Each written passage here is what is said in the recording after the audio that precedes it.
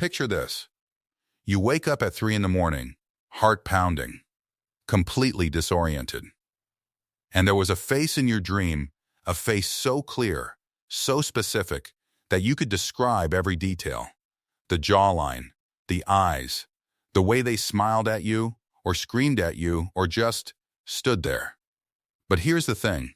You have absolutely no idea who that person is. You've never seen them in your life. You don't know their name, where they're from, nothing.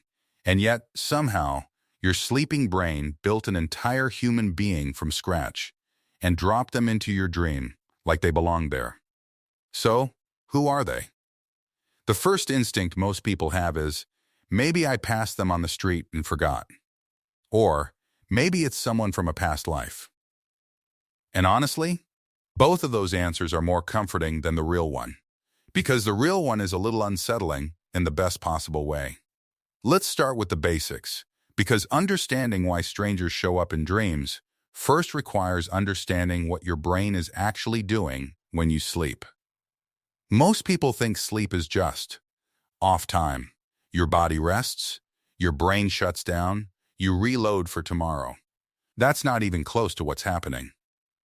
When you fall asleep, your brain goes through several cycles, and the one that matters most here is called REM sleep, rapid eye movement. During REM, your brain is almost as active as when you're fully awake. Your eyes are literally moving behind your eyelids. Your heart rate fluctuates. And your brain is doing something that researchers are still arguing about. It's constructing experiences, not replaying memories, not just randomly firing neurons.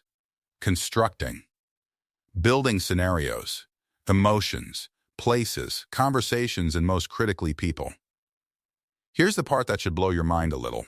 The region of your brain responsible for recognizing faces, the fusiform face area, is highly active during REM sleep. Your brain is not just slapping a blur where a person's face should be. It is actively generating human faces with the same neural machinery it uses when you're looking at a real person in daylight. So your brain is a face generation machine. It's been collecting raw material your entire life. Every person you've ever glanced at, every background face in a crowd, every profile you scrolled past for half a second, your brain logged it. Not consciously. You didn't decide to remember any of it. But the data went in anyway. And at night, when the filters come off and the conscious mind steps back, your brain starts remixing that data. Pulling features from here, expressions from there, a hairstyle from someone you saw in a waiting room in 2019, and assembling them into a face that feels completely real, completely specific, and completely unfamiliar. This is where it gets interesting, because the scale of your brain's face database is genuinely hard to wrap your head around. Think about a single, ordinary Tuesday. You wake up, check your phone, already dozens of faces and ads, posts, thumbnails. You commute, faces in every direction. You walk into a building, a store, a school, more faces. Faces on signs, faces on screens, faces in the background of videos you weren't even paying attention to. Neuroscientists estimate that the average adult human has been exposed to tens of thousands of unique human faces. Some researchers put that number significantly higher once you account for media consumption. And your brain doesn't just store faces as static photographs. It stores them as components: the shape of the brow, the specific distance between the eyes, the way a mouth curves when it's about to speak. Your brain breaks faces down into geometric and emotional building blocks and stores those separately, which means when it goes to build a face, it isn't limited to the exact faces it's seen. It can generate entirely new combinations. This is why dream strangers can feel so convincing. They aren't recycled memories. They're new constructions built from real parts. Like a face that could absolutely belong to a real person, but doesn't.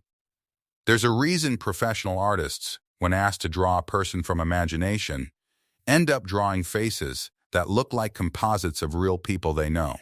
Your brain's face generation system is doing the same thing, just faster, deeper, and completely outside your awareness. Okay, so your brain can generate faces. That explains the how, but it doesn't explain the why. Why would your brain bother creating a person you don't know? Why not just fill your dreams with people you actually care about? Here's the thing, it does fill your dreams with people you care about. But it doesn't only do that.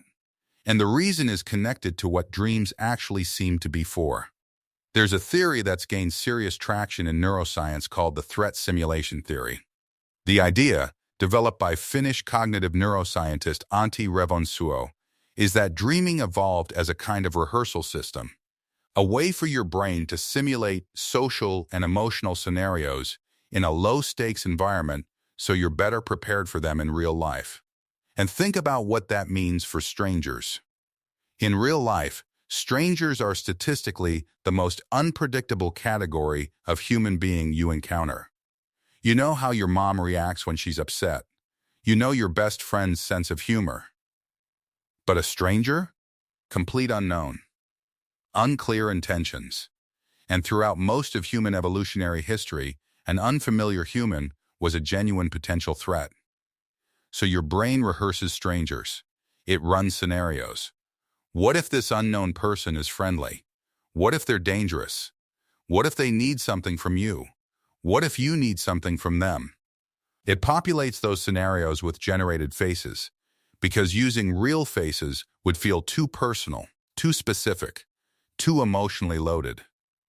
A dream about your best friend betraying you means something very different than a dream about a stranger betraying you. The stranger keeps the emotional content of the scenario cleaner. More about the situation, less about the relationship. Once you start paying attention to what strangers actually do in dreams, a pattern becomes clear that most people never notice. Dream strangers almost never show up as neutral background characters. They show up in roles, specific, emotionally loaded roles. The pursuer, the helper, the mysterious figure who seems to know something you don't, the person you're desperately trying to reach, the one who delivers news good or terrible and then disappears. These roles aren't random. Dream researchers who analyze dream content across thousands of reports consistently find that unknown characters tend to occupy extreme ends of the emotional spectrum. They're rarely just standing there. They're chasing you, helping you, threatening you, loving you, or delivering something. Carl Jung, the Swiss psychologist whose work on dreams still influences modern research, had a fascinating take on this. He called unfamiliar dream figures archetypal characters, meaning they represented universal human roles that exist in the collective human experience. The shadow, the anima, the trickster, the wise old person. These aren't individual people your brain invented. They're emotional and psychological functions wearing a human face. Whether or not you buy the full Jungian framework, the underlying observation is solid. Strangers in dreams tend to be functional. They represent something. An emotion you haven't processed. A situation you're anxious about. A possibility you're afraid to confront in waking life. The stranger's face is almost beside the point. It's the role they're playing that your brain is actually interested in. Here's a specific version of this experience that a lot of people report, and it's arguably the strangest part of the whole thing. Sometimes the dream stranger doesn't just feel unfamiliar. They feel familiar in the dream but unknown in real life. You wake up with this feeling of, we were close. I knew them well, and I have no idea who they are. This is your emotional memory system doing something remarkably weird. During REM sleep, the hippocampus, your brain's primary memory formation center, operates differently than it does when you're awake. The normal logic gates that attach specific episodic memories to emotions are loosened. Emotions can become detached from their original contexts and attached to new ones. So you might wake up with a powerful feeling of love or trust or fear toward a dream stranger, and that feeling is real. It came from somewhere, but the face it's now attached to is a construction. The emotion is borrowed from your real life and repasted onto a generated character. This is also why some people wake up from dreams and feel genuinely heartbroken over the loss of a relationship with someone who doesn't exist. The grief is real. The person isn't. Your brain temporarily convinced your emotional system that the relationship was real, and the feelings didn't fully dissolve when the dream ended. There's one more layer to this that doesn't get talked about nearly enough, and it involves something very specific to the modern world. The faces your brain is storing and remixing aren't just faces you see in person. They're faces you see on screens. And in 2025, the average person sees more faces on screens than in real life, by a significant margin. Actors, influencers, thumbnails, avatars, background characters in shows you barely watched. People in videos you scrolled past in 2 seconds. Faces on packaging, faces in ads, faces that appear in your feed, disappear, and get replaced by 5 others before you can consciously register a single one. Your brain is absorbing all of it. And here's the quietly disturbing part. The faces your brain sees most repeatedly on screens, famous actors, recurring social media figures, people whose faces appear constantly in your content feed, may actually be underrepresented in your dreams, not overrepresented. Because your conscious mind has strongly categorized those faces. They have names, identities, contexts. Your brain knows exactly who they are. The faces that are most likely to show up in dreams remixed and unrecognizable are the ones your brain cataloged without attaching conscious identification to them. The background actor. The face in the crowd. The unfamiliar profile picture that appeared in your peripheral vision and got stored as raw visual data with no label attached.